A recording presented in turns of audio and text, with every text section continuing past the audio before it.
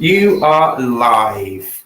If it sounds like I'm shouting, it's because I am. So I'm doing the recording on my laptop, so I have to have it further away to get more of the screen in, and I haven't got a microphone yet. So my to-do list. But we're going to do a hummus recipe. We're going to do a sauerkraut hummus recipe. I feel like I've got a really increased heart rate, and the only way to process this is to share what's going on for me right now. I don't want to stress you out with all the woes and worries of Alex, and actually it brings it back to why the standing, squatting and shaking is so good. But I just need to be transparent.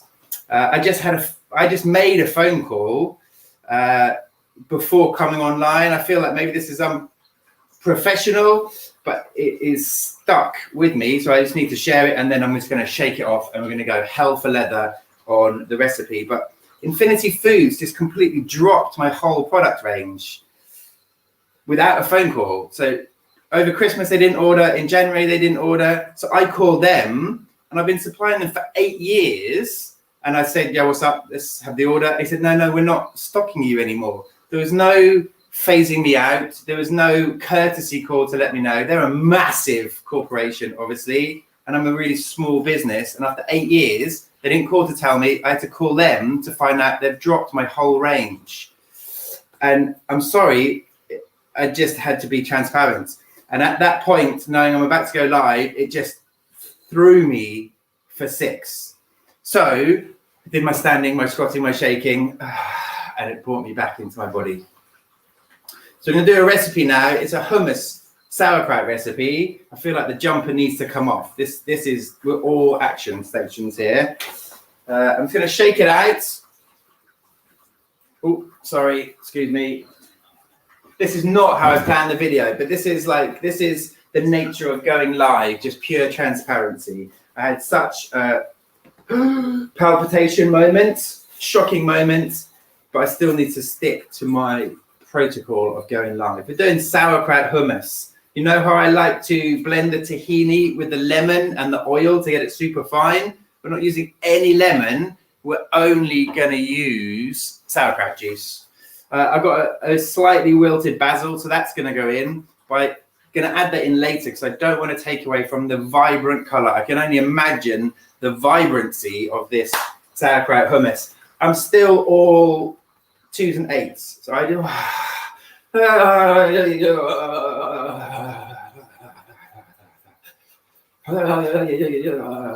Sorry about this, folks. Totally took me off guard. Was not expecting that phone call. The fact that I had to call to find that information out just adds injury to insult, doesn't it? Rather insult to injury. It's just shocking, man. I think that's really shocked me. But here we go. Life goes on. I'll find a way. All right, folks, here we go. So tahini and oil and garlic to get a really fine paste. Maybe being dropped by them is my motivation to focus on the recipes. This is really what I love.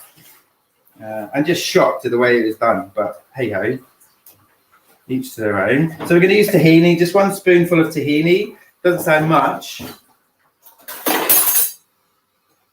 but it absolutely is a key ingredient. And because you might not have to do this at home, I use the tahini in my kitchen, and because it's cold here and because it sits on the shelf for a while, it separates. So for me, it's really important to get a really good blend on, get that tahini into a really, really fine paste. And I do the garlic at the same time. It blends better with the oil because tahini is obviously oil-based. So it's just like 2 or 3 tablespoons of olive oil. I've got a nice measuring spout, so I can be pretty accurate with that.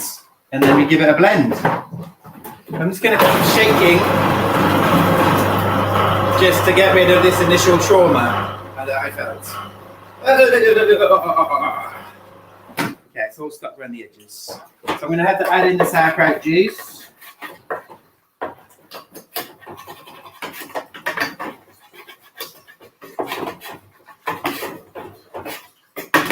Lovely jubbly.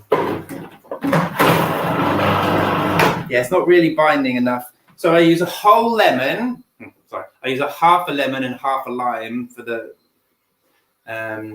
fancy hummus recipe, if not just a whole lemon. And then I use like half that amount of vinegar. So I'm going to use all that volume of liquid in sauerkraut juice.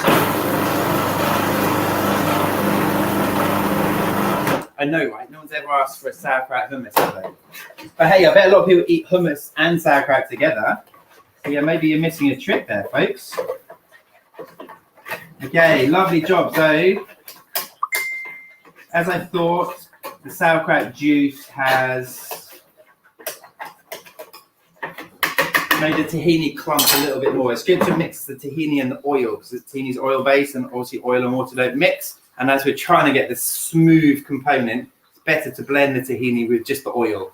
But I didn't have enough oil, but I didn't want to use excess oil, so I had to. You get the gist. Now it's gone. Now it's nice and fine. Now we can add in the chickpeas. And just for your information, butter beans and chickpeas combo, or just butter beans, actually makes a fantastic creamy hummus. Obviously, chickpeas is the traditional way, but we're looking to get as many different fibers. So if you're going to use a few different legumes, it also really works. Butter beans and chickpeas is, for me, at the minute, the penultimate hummus recipe. So you don't need to add salt because we've got the sauerkraut juice, very salty. And I am going to add my wilted basil in. But first of all, guys, I want to show you the vibrant hummus without the greenness of the pesto. It's not as vibrant as I was hoping because of the colour or the creaminess of the chickpea and the sauerkraut juice. The sauerkraut juice, if you can see, you probably can't. If I tip it, it's going to go everywhere. Damn it. Clean that up in a minute. Yeah, it's bright, vibrant purple. I'm hoping the hummus would be that vibrant colour. It's not. We've actually got space for a little bit more of the purple. I'm going to knock it off the edges.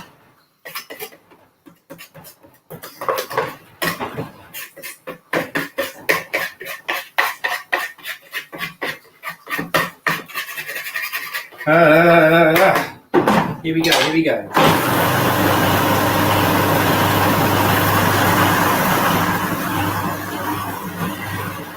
You know how something in your imagination is going to be this like bright, vibrant purple hummus. It's not, it's sludgy hummus, but it's going to have the vibrant flavour of the sauerkraut juice at least. Looking good. Yeah, I'm not saying this is the first time anyone's ever made this. I've just never come across it before. So this is, let me get a clean tasting spoon. This is about 80 to 100 ml of sauerkraut juice instead of lemon and vinegar, or just the lemon in most people's hummus recipe. Hummus, so it's sauerkraut hummus. Oh my God. It actually doesn't taste that much different, if I'm honest. In my head, it's going to be like zingy, zangy. There's not enough. I think it's a learning curve, and it can still do with a little bit of extra salt. I won't bore you with the next blend. I'm going to put the basil in, I'm going to put the salt in, and I'll put that down as a failed experiment. But in my head, I was like, oh my God, I had sauerkraut juice. It'll be bright, purple, zingy, vibrant. Not so much. What we're going to do next time is add in a handful of the actual sauerkraut, blend that in the early stages with the tahini, get that to a paste, and then add in the chickpeas. So you'll get that'll be even better, won't it? You'll get the fiber from the sauerkraut and the more flavor. That wasn't quite enough juice to tip it into zingy hummus, but it is thoroughly delicious, and it's still going to get trillions of the right microbes. So that's my first attempt at sauerkraut hummus. I can't not eat it. Right, folks. Till the next time, comment, share below, suggest some other crazy recipes that I can come up with. I'm willing to try anything once, especially if it's gut health friendly. All right, folks. Thanks so much. Sorry about my oversharing at the beginning. I just felt like I had I would have been all 11s and 2s or whatever the saying is. If I hadn't let you know what was going on for me, I would have come across all a bit weird.